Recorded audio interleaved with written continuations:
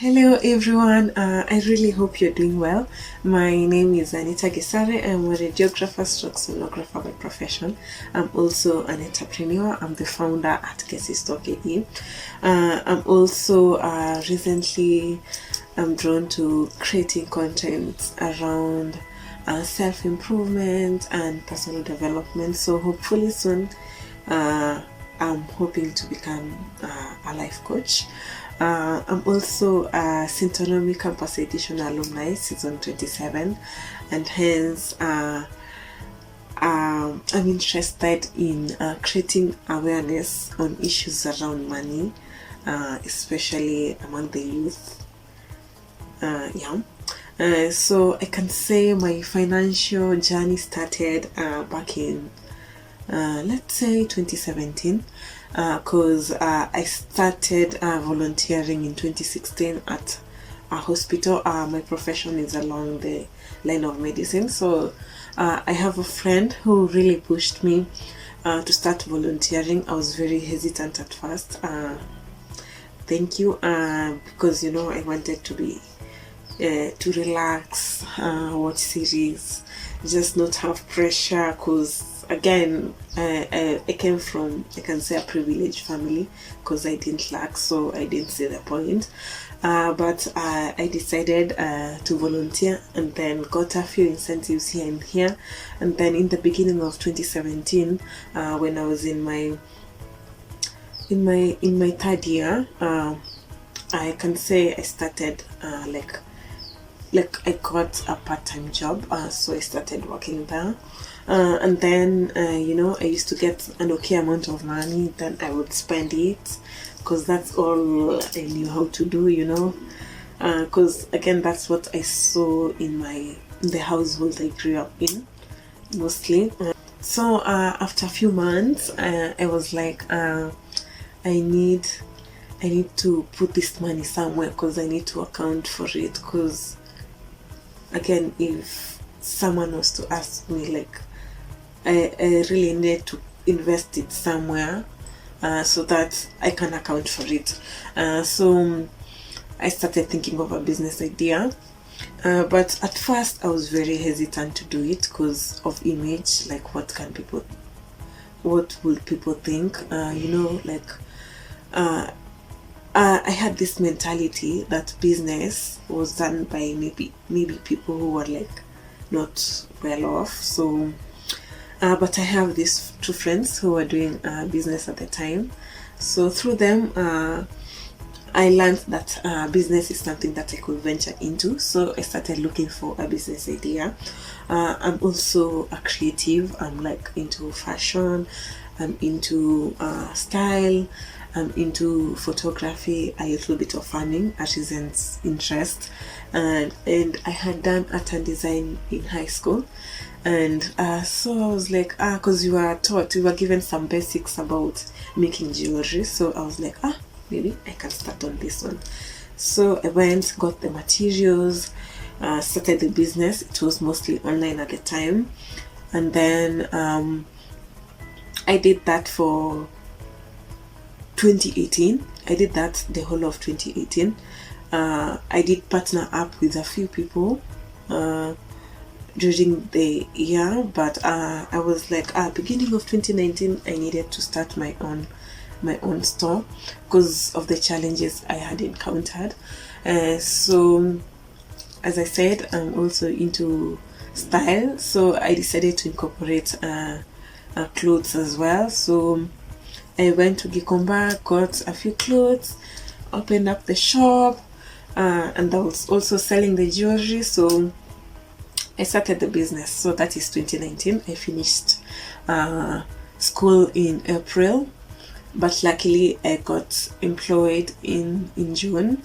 So I can say 2019 I had like three streams of income, because there was the part-time job, and there was also my employment, and then the business. I was getting something small from the business.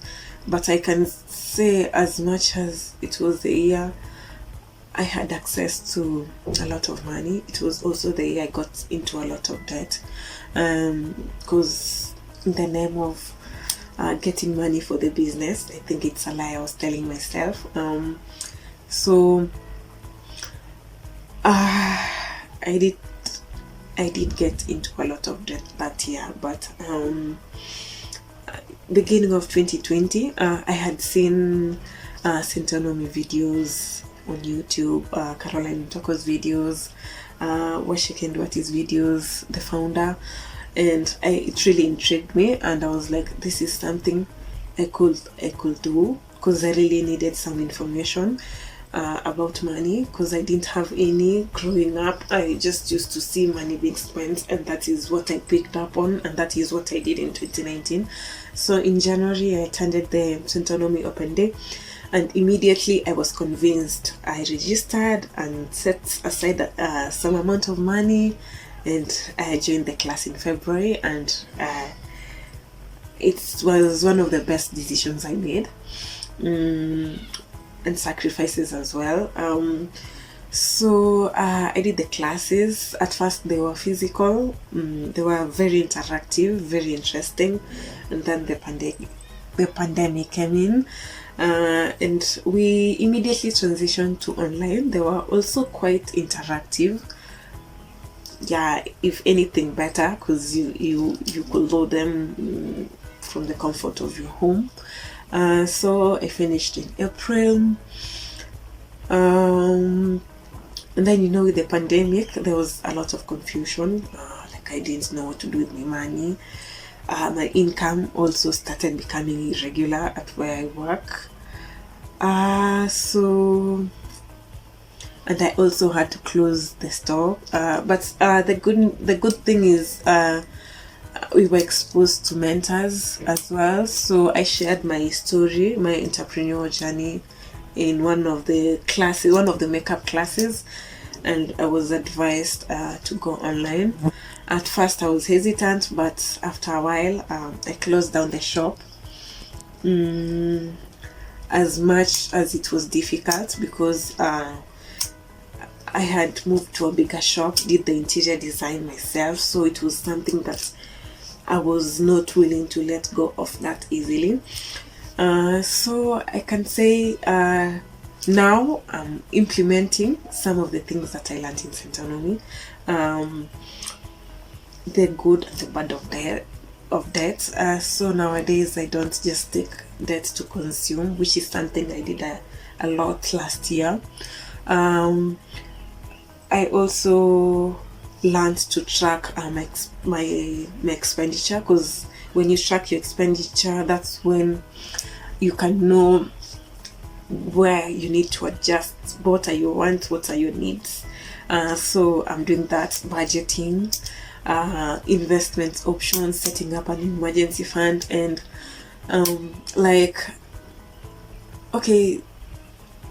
the good investment options you can venture into, because you can, instead of having your money lying in the bank, you can invest in maybe money markets, where your money can grow at a good interest. Something else that I learned that I'm now implementing in my businesses is the importance of the business model canvas, which is ideally a business plan for your business. It's more simplified, easy to understand. You can adjust it accordingly to where your business is at the moment. I also learned the importance of good bookkeeping, because that is something I didn't do in my business. I was just doing business blindly, again, because I didn't have this information. We were also taught, and I also picked up the importance of having a very outstanding CV. Don't just apply jobs for the sake of applying for jobs, like making the extra efforts, research, and make sure that the hiring manager will not ignore your CV. So to sum it all, I hope you have picked up something here and there. Just start, use whichever resources you have, use what you have. use your non-financial skills and assets, and then come up with the idea and then build it up slowly. Just start believing yourself, and all the best in what you do.